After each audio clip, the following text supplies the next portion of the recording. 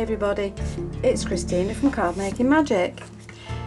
This is a little card, I've just called it the Mosaic card, but all I've done with this is put the paper on in strips. I'll explain to you how you can do it differently as we go into the video. But this one is done with glitter in between the strips, and this one is done with gold leaf gilding flakes. And I've made boxes to match each of the cards. So what you need to do is print yourself or get yourself a couple of sheets of paper in the colourway that you wish to make your card with. Now for the card that I'm going to make, I've chosen a nice lilac and a very pale beige. And all you're going to do with this is I'm going to use my craft mat, and I'm just lining it up with one of the grid marks on the craft mat, and then with a metal ruler I'm just going to make strips using the next grid mark down. And then all I'm going to do is cut this paper into lots of different strips, and there are the strips that I've pre-cut.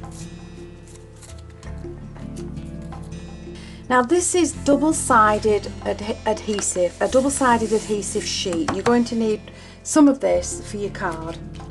And I'm going to make a 6-inch square or a 15cm square card.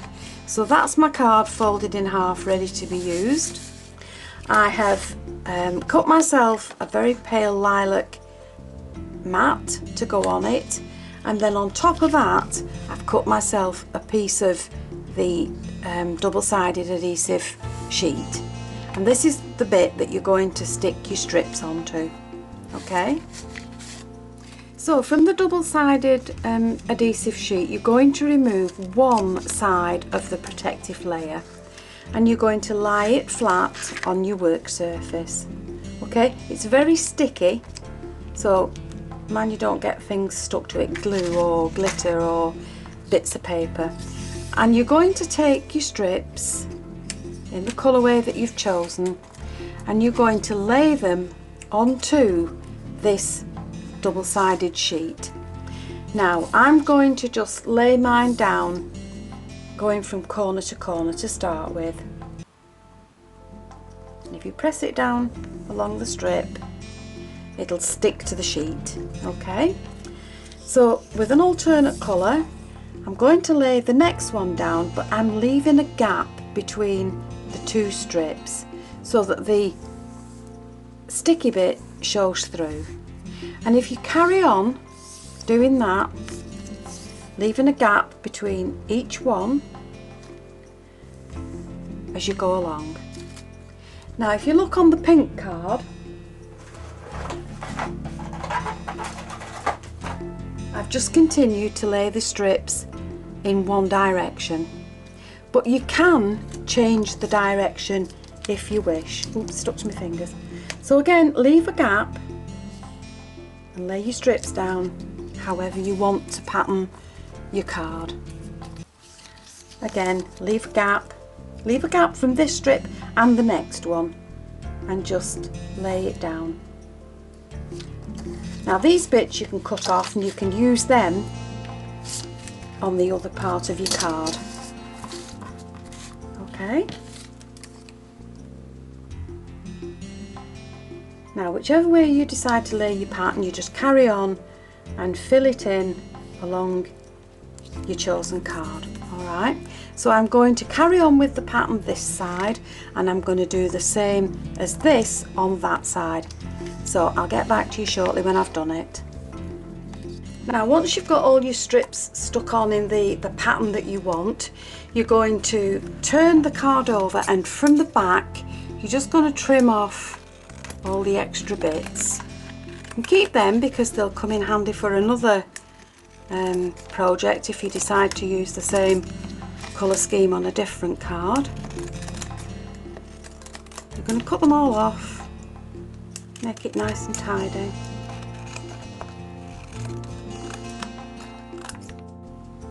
And this is just another idea that I've had, and that's to make the strips slightly wider cut them into smaller pieces and lay them down as bricks. This is still sticky on the outside, but that's just another idea. You can make the patterns up as you go along. So let's go back to the main sheet. What we need to do now is decide how we're going to fill the gaps. Now you can use mica powders, you can use glitter, or you can use gilding flakes. But whatever you decide to use, don't forget to put a piece of spare paper underneath it to catch all your little bits. So you buy your gilding flakes in little boxes like this, but the best thing to do is to decant them into a bigger box, because after a while they swell up and you'll get more out of your gilding flakes than when you first tip them out of the box. Okay, don't use them when you've got air conditioning on, because they'll blow everywhere. They're very flimsy, they're very light.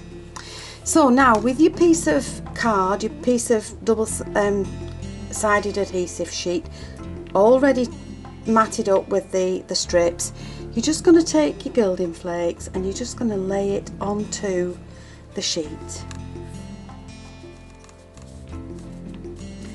So if you work your way all over it,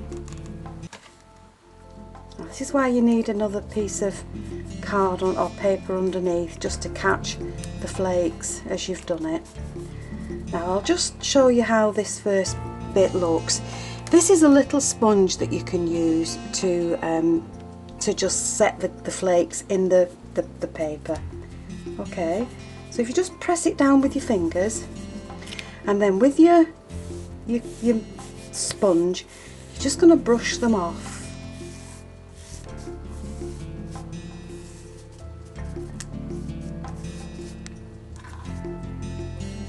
Now don't throw any of these flakes away when you've finished. Just tip them all back into your box, even though they're tiny pieces. You just tip them all back into your box and you can reuse them. And then carry on taking all the excess flakes off. And this is what you end up with. Okay, I'll clean up when I've just shown you this.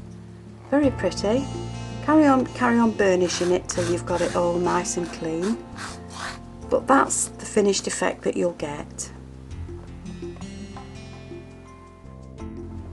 So once you've got your gilding flakes or your glitter onto your card, you need to remove the other side of the protective sheet and stick this down onto your mat that you're going to add to your card. I'll do that in a minute. But these are the other elements that I'm going to add to the card. I've coloured the image with pro markers, and I've added a little bit of glitter to the dress and the headdress.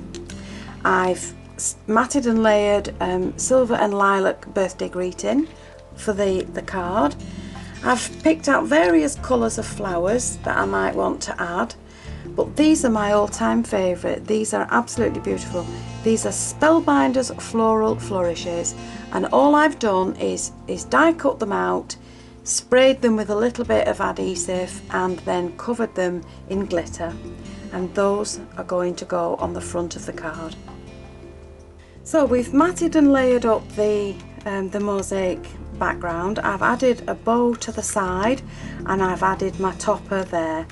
Using double-sided foam pads, I'm just going to place the image on the front, and then with a dry run I'm just going to see where the flourishes will look nice on the card before I decide to glue them in place. Okay. So once I've decided where they're going, I can also decide where I'm going to put the flowers and which flowers I want to add. Okay, I think that makes a very pretty card. So we've now got everything in place on the card. I've glued the flowers down, I've added the floral flourishes and the ribbons in place. Now if you want this effect with the ribbon, all you need to do is just twist it, and you can use a barbecue stick if you want to, and just twist your ribbon around the stick And then when you take the stick out, you have the twirl in the ribbon, and then all you need to do is just glue it in place, and that twirl will stay in that ribbon. So there we have some finished cards with this mosaic technique on it. As I said, this one's done with glitter, this is done with silver gilding flakes, this one is done with gold gilding flakes.